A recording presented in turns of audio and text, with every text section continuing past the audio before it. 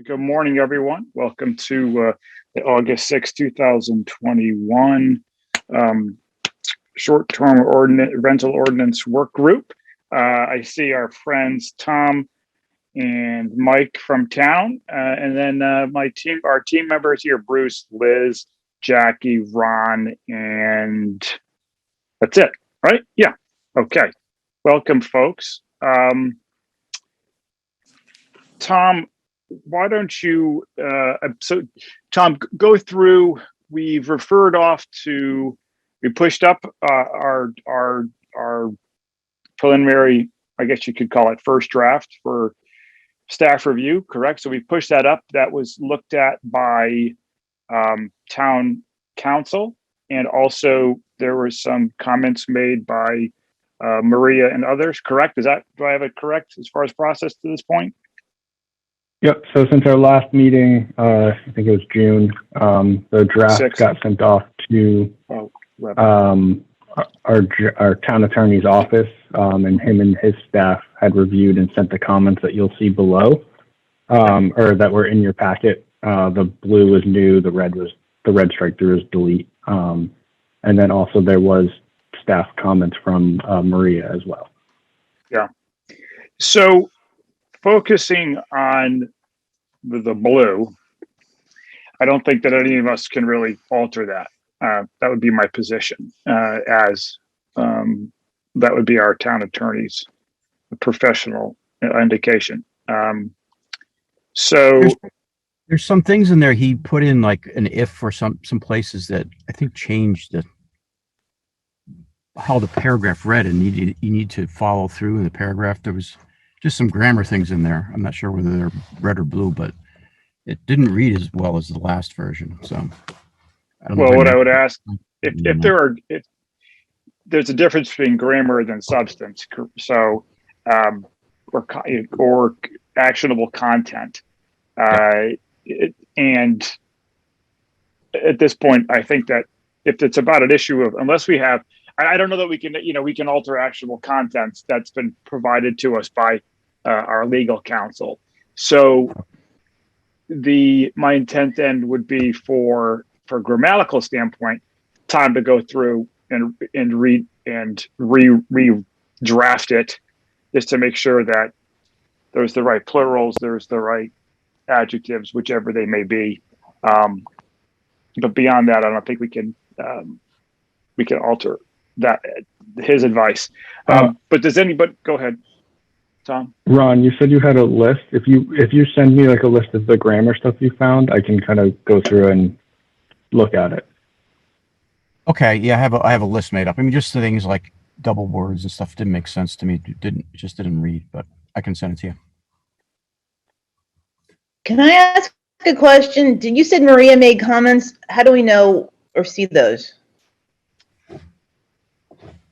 Okay, so hers are not overlaid to.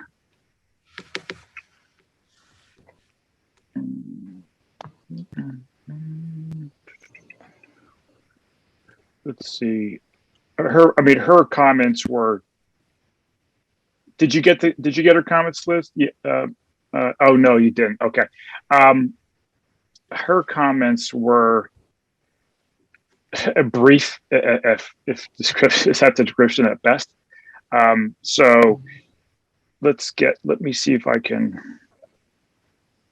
Well, in what form did her comments come to you? You're saying you got them? Yep. Rest of us didn't? Okay, I don't mean to sound accusatory. I flew in from Europe last night. I've lost my mind. Bear with me. Maybe Mike or Tom could read those comments. Yeah, I can read them if you want. If we put them in the context, though, Tom, so it might be beneficial if you started rather than the bullet point, start the context of the paragraph, the section. So, for section 4C, limit to the amount of rentals. We'll go to. Yeah. So for C1, so currently the section 4 letter C, the limit to the amount of rentals, subsection I of that one. Maria asked if we need to clarify any 1 year period, and that quote, any 1 year period is blue, of their short-term rental permit, basically saying, is it a 1 year period of 12 months from the date of the initial permit being issued, and then each 12-month period after that.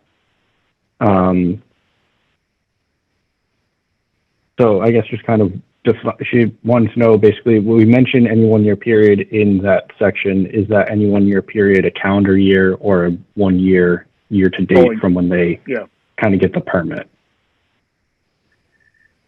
I think that's I think that we can add, I think there's valid, I mean, we can. Well, I think we've asked that many times because it could affect the time of year. I don't know, maybe the first year you could have a more advantageous time of year to start. I thought it was when the person came in to ask for the license. Tom's nodding yes. So yeah, I kind of was working off of that same, assumption maybe, that it would be year to date from when you get the permit. When you get it, not when you ask for it. Yes, when it would be issued. Yes. When issued, that's logical. And you can get a permit that's never used, right? Too. You get a permit you never use. It's not like it doesn't take effect from the first day of use, right? No, I it'd think be it's just the year issuance of date executed in the planning office. Yeah. So should we just put that, Tom? Yeah, I can add that. Any 1 year period, or I'll work out some wording with Mike, who looks like he got kicked out of the meeting, but he's joining now again. Yeah. Well, the 1 year is it's the 12-month anniversary of the issuance. Yep. Well, it'd be like the day before at like midnight, But it's the 12-month anniversary of the issuance. Okay. Yeah, I'll work with Mike on wording for that. Like I said. Let me just take a moment before we go any further. I'm not sure what happened to my email, but I have no attachments to the emails I've received. So I have no preparation really for changes that were submitted by the town attorney or anybody else. Now, I don't want to hold this up. I think we've been over this enough time to go to a public hearing, or some sort of thing like that. Yes. Yeah, I agree. But I do. I'm still interested in what the town attorney or some other expert. I'm not sure. I thought we were waiting for the town attorney to make some comments about the five questions that I offered as sort of the end of my list of concerns. And that was in May or June. I don't have a date on it, but if he responded to that, I'd be interested in seeing it. So maybe, it doesn't have to be right now. I don't want to interrupt the meeting, but I would like to be caught up with the attachments so I can see what we're sort of agreeing to. Bruce, you to go forward with. You're better grammarian than I am. You'll pick up some stuff. Ron, can you say that again? I think you were cut off. Oh, I said Bruce should read it. He's a better grammarian than I am. There's some things that the way the structures were changed, it doesn't read quite right. I mean, the whole thing's like about inspections and affidavits. It is a signed affidavit. You need to have inspections before you get the permit, but now it looks like you have the affidavit that says you can only have the right to inspect if there's a safety violation. So just some weird things happened in there. Okay, so what I think the path forward here should be is that, Tom, we're not gonna have another meeting to make sure that the grammar is correct. My guys, we got to get this done. So yeah, no, I agree. I don't know if everybody heard though. I think it's legit to ask for Maria's notes that apparently no one but Chris got, right? It's Maria's notes are. All right. That's what I was reading through, Liz. I was going to read them out for the group here. No, I know, and I don't mean to jump on you, but I feel like, Bruce, did you know that that's what I was asking about? Because you didn't get any attachments, so you especially didn't get something that wasn't even sent to you, right? Yeah, I got the meeting notice, but no attachment So, or okay, attachments. Bruce, I just resent it to you. They're also online on the Board of Selectmen page, and then you click on subcommittees, and that's where all our packets are posted. Yeah, good to know. Now that we're through, I think. I'm not sure, but we might be. Let Tom continue to go through Maria's comments. They were really mostly for Tom and Mike. They were just clarifications, but let's let him go through that. All right, so that was the limit to rent. So the next one is section 7B under safety. Let me turn to that one. So the first one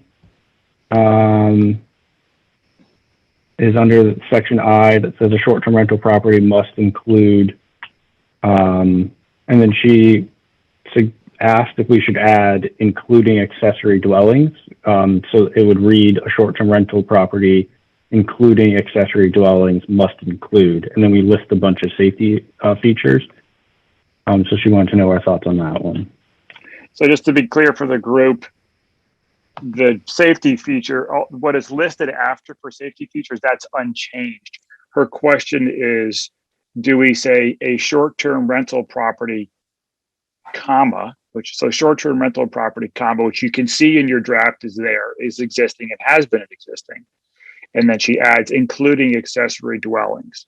So the question is, do we add the word including accessory dwellings, which I think is valid.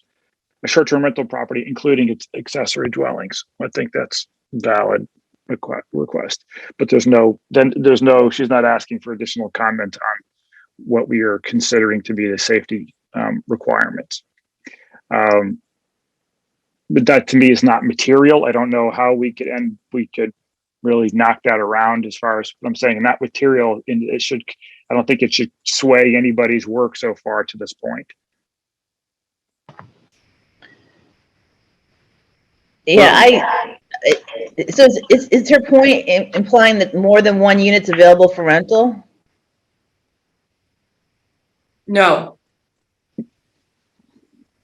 Okay. No, I think what she is doing is she's adding in a clarifying term that is now coming into the conversations in general around. Okay. Like housing. The state conversation. Okay. Yeah, that's fine. I get it. Okay.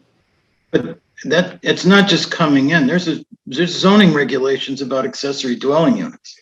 Right, but Bruce, and they do cover the issue of safety.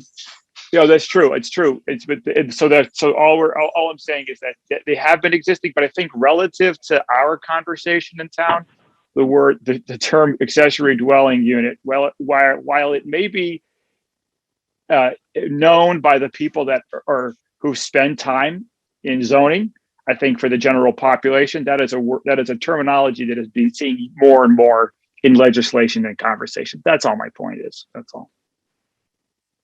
So I think adding it doesn't hurt to the document. Tom, why don't you go? The other ones here, I do have a question around them, her points. Yeah. So I guess I can do one by one. So in that same safety category, she asked if we should add that properties must have functioning septic systems and drinking water if they are on septic and wells. I don't know that that's necessary. It has to be building code. Yeah, I don't think that's necessary. We covered this under Henry Miga, and that there would be an inspection of the property, but Tom would. I think you might have cut out for me, Jackie. Yeah, I lost you.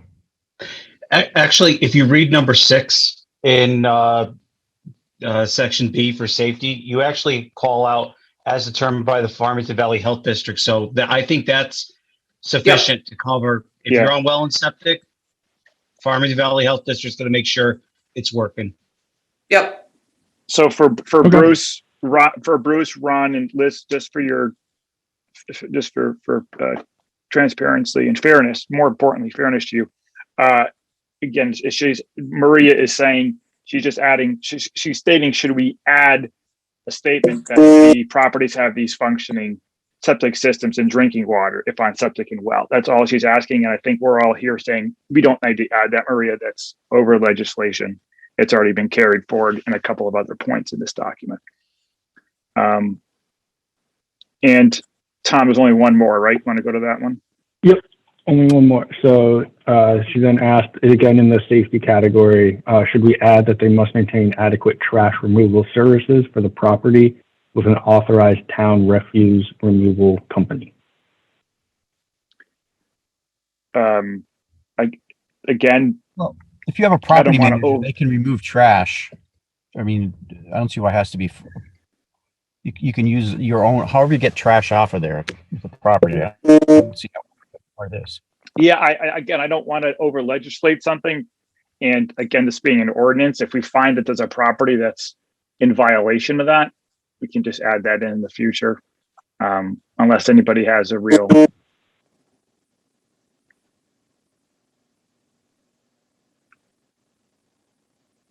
So for the folks, again, Bruce, Elliot, Liz, what she's stating here is, do we add a statement that says both of them must have adequate trash removal? Is that something you guys are concerned with?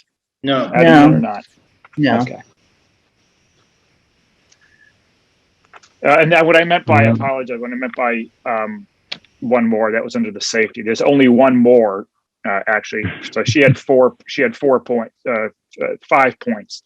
The rental period, which we've already covered, adding in accessory dwellings just to the description of short-term rental property, add septic, statement about septic, a statement about trash. We've struck those two. And then this last one is under 8D, enforcement. What constitutes, go ahead, Tom. I don't steal your thunder. Go ahead.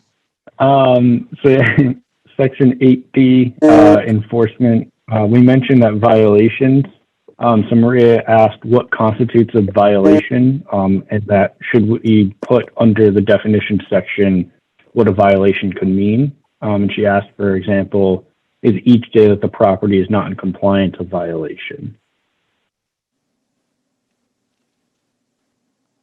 So more of on that first page where we list a bunch of definitions, I guess we could take it part by part. Should we define what a violation is? Don't the violations match up with town violations for a lot of them? I think that'd be a question for Mike and the planning. Yeah, our regs, we don't define a violation. It's just you don't meet the regs. That's a violation. We don't have a definition for violation.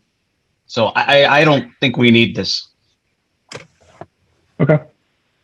Yeah. I just want to mention though that we provide that the violation is going to carry up to 30 days to cure. So I don't know how you could be calling each day a separate violation during the period in which they're given to cure. And then if they don't cure, their license, the thing's suspended. Right. Did the attorney see Maria's notes on that? Because I feel like when you list out violations, then you exclude other things that you forgot to put in or missed. I think she sent us those questions after we had Bob D's highlighted Yeah, notes. the review went to Bob D and then she read Bob D's comments. Okay, because from a legal point of view, I'm not a lawyer though. I don't think that you would list things to not list other things, right? At the quote unquote risk of not listing other. Right. I think it's a safer don't list things, because then if you, like you're saying, if you forget to list something, then when someone does what's not listed, then they could claim, well, it's not a violation because it's not listed. Yep. So I think we don't need to change that one. All right. Those are all her comments. And I'm trying to get you guys these comments. I'm not doing it fast enough, so I apologize. Do you want me to just forward the email, Chris? Is that? Yeah, I try to cut and paste Ron, Bruce, but I'm on my iPad, so that's. There is one blue comment in here by the attorney that says a signed affidavit that the property is the owner's primary residence. And I know I talked about this last time a lot, and everybody said, hey, don't worry about it, it's not required. But it's in here twice. First, there's a definition of what the primary residence is.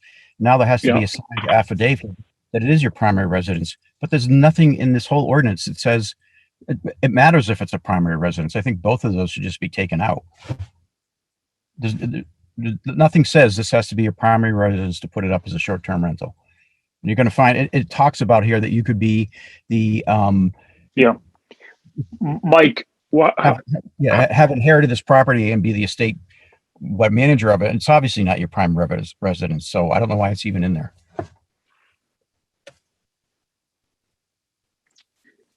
Tom, seeing as we consider that, I think at length as a group, or discuss that, I think you guys would agree that we discussed that at a couple different ways.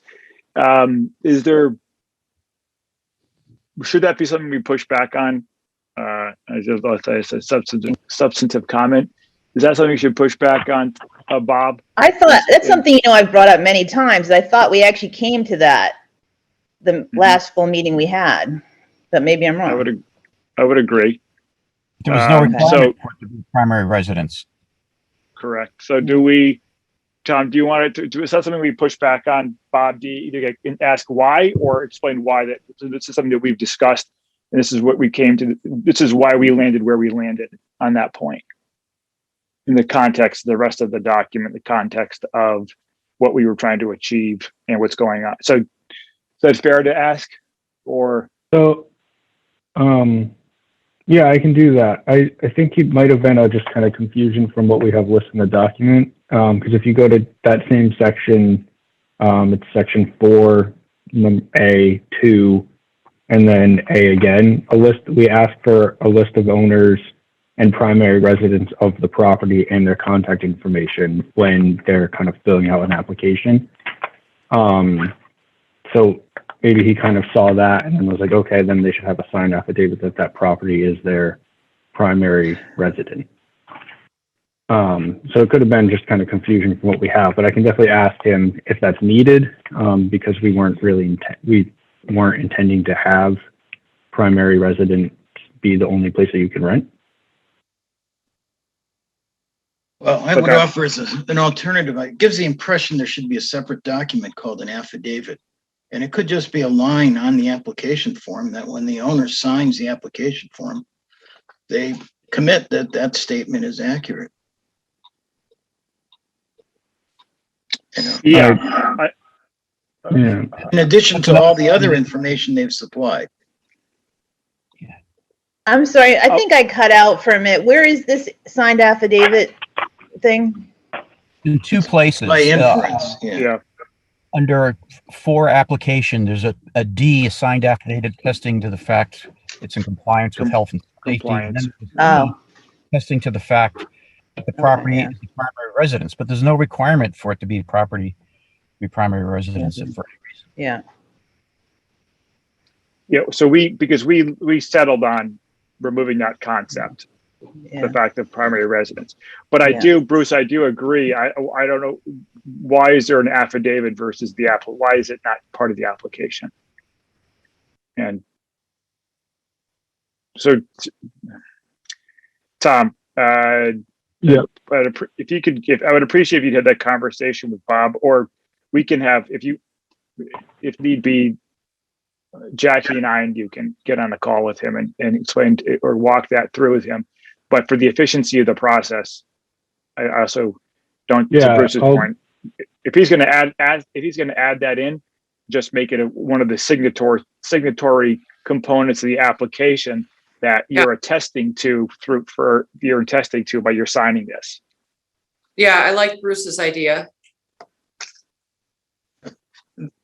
Not to belabor it, but I guess I can't resist reminding that one of the questions I had was about the statement that we have in there that says that the information provided is accurate as possible. That's what they're signing off on. Accurate as possible is not a high enough bar for an affidavit. I agree. It should be just accurate. It should be current and accurate, not as possible. I've never seen that before. Exactly. Right. Yeah. Okay. Did Bruce's questions get answered directly? Do we know? Directly, I can't. Has the town attorney seen them? They were forwarded on to him. Did he answer them? Not quite sure. Okay. Because I don't have it in this attachment. If he did, okay. Right. That sounds like no, Chris. Well, I didn't check in. I'm sorry, Bruce. I did not check to ask Bob, hey, Bob, did you answer each of Bruce's comments directly and then get back to him? So, well, my thought wasn't, we don't need a legal opinion, but if the guy saw them and he said, do what you want, I'd like to know that. If he said, oh, you're what you've done is satisfactory, don't worry about it, that would be good to know. If he said, I think they were good questions. I don't think they were waste of time questions. I think they were very pertinent and they weren't long. So, yeah. And it starts with the question about insurance. So do we have revisions now that you're all looking at that call for insurance, a requirement for insurance to be added to our language, or is it ignored? Mike, can you wait? I didn't see insurance in here at all. Well, then I'd say we need something more Wait, from Bruce, somebody. I don't care if it's the town attorney or a local attorney. Somebody needs to look at this and give it a little more thought. In the particular Bruce. areas I raised, that's what I'm looking. Bruce. Yes. Yeah. Let's let Mike speak. No, I didn't see insurance in there. no.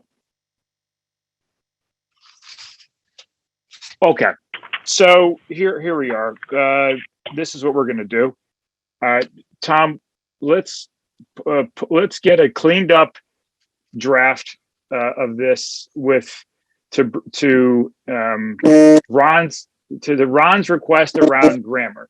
Okay, so let's get this cleaned up so that it's more grammatically correct. So he'll send you the comments. I'm sure Bruce will, if Bruce is a grammarian, he'll send some comments too.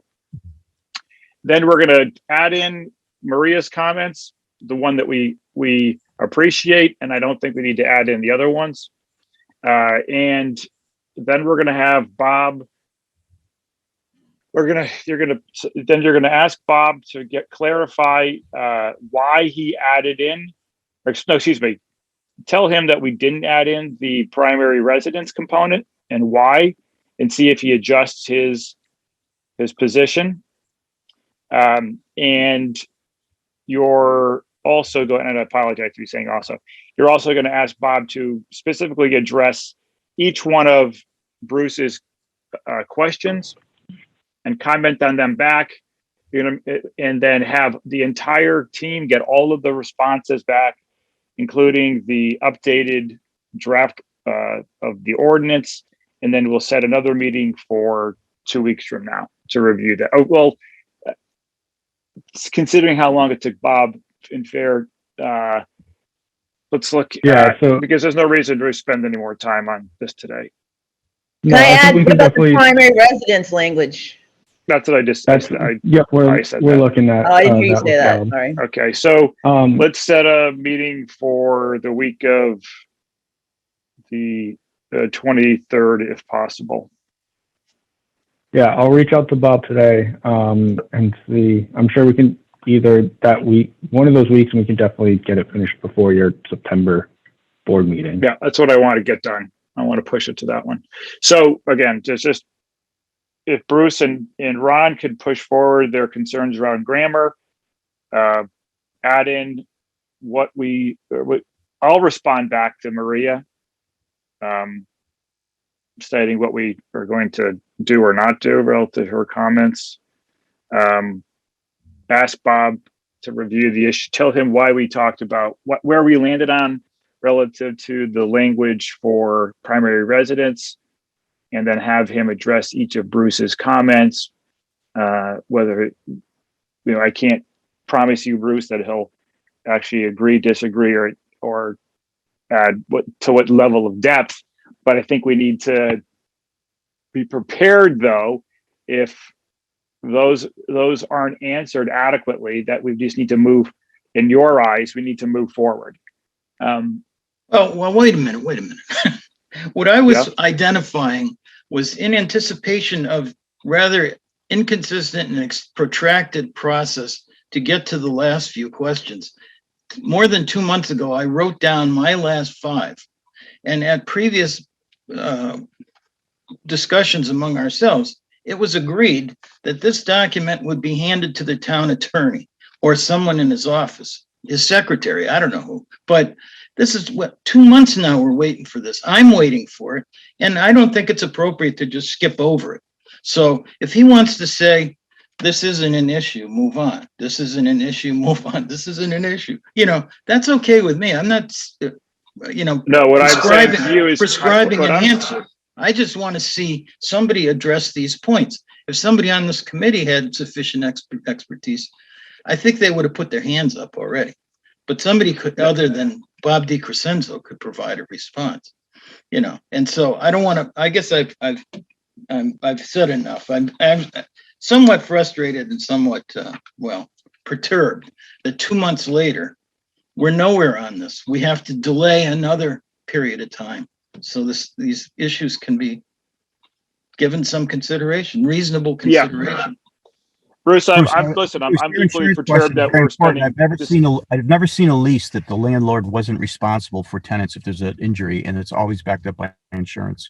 So there's got to be something in there for that. If there's a fire or something happens during that process, there should be some coverage for that. That's just typical lease language. Well, the thing is, people are going through systems like Airbnb or whatever, or, VRBO. We can't just, right? I mean, do we always just say insurance as required by the third party, or people could be renting not even through a third party, right? I don't think we should be presuming a third party involvement at all. Right. Yeah. Okay, so going back to moving this forward, Bruce, I don't know why your questions were not answered. Okay, I can't give any. I'm sorry. I'm not asking you for an answer, Chris. No. I understand your frustrations, but the only way I can get you to have the response is to formally once again request this through this process at working out, because I don't want you not to have your questions answered. I respect that. So let's make sure that Bob does. Tom would say that let's make sure that Bob acknowledges receipt of them and he considers them. And I guess what I was trying to say, Bruce, I can't guarantee that he is going to say there's merit here or not merit here. And I think we can't not move this forward because Bob doesn't take action on them. That's or think that there's merit to take action on. So I just need we need all to agree on that. We can't hold this up because one of the committee members' statements aren't addressed Chris, legally in the process. I think you're using merit for one thing and answering the question another. I mean, I think those are two different things. He can answer the question just with one word, not to say, oh, your question don't have merit. I don't know. I'm a little confused by what you mean by merit. Okay, I'm struggling, Liz, for what I should have described. Okay. What we will make sure that Bob acknowledges receipt of those questions, whether he responds to them. I cannot guarantee Bruce that. Yeah, you can only take responsibility for yourself. I get it. I get what you're saying. He may just blow us off totally. Time to get a new attorney probably at that point. But yeah, right. Okay. Or another attorney. We don't have to get rid of him. Yeah, another attorney to answer. Because I do think they're good questions that Bruce asked. I don't think should be dismissed in any way, however it is, by oversight or whatever. Again, I can't argue that Bruce's questions don't have merit. But so Tom, you can follow forward with those instructions, please, and then we'll calendar a meeting for I can for the week of the 23rd, hopefully. Yeah, I'll send out a poll to the group for maybe that week of the 23rd and just the 30th, just in case. And then I'll send out a poll to them, and then I'll send off everything to the attorney with our questions and comments and stuff like that we discussed today. Right, and just put in there, please, Bob, for the good of the committee, acknowledge that this full packet has been received, including these questions from the committee member. Yep. All right. Or is there any other further discussion around the minutes from the last meeting?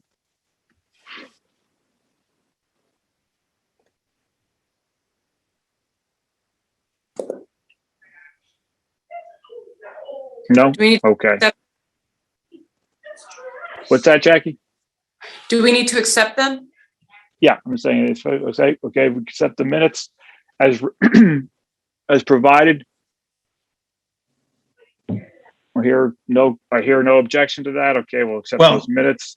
I'm going to abstain, Chris, not to make any more out of it than I've already made, but I haven't read those minutes, so I'll abstain. Oh, because you didn't receive the packet? Okay. Well, something happened. Maybe I've lost my skill at using a computer. I'm not sure. No, this happened to be two meetings ago. I did not get the attachment, although everyone else did. So it's not anyone's fault. There must have been some glitch with mine as well. So don't. It's not the end of the world. We won't hold you responsible for anything in there, Bruce. Okay. Oh, okay. Well, I have a voice. We're not going to come. We're not going to come after. We're not going to come after you. Duly noted, Bruce. Thank you. Okay. All right. I appreciate everyone coming together this morning. I guess we can adjourn the meeting. Okay. Thank you. Thank you.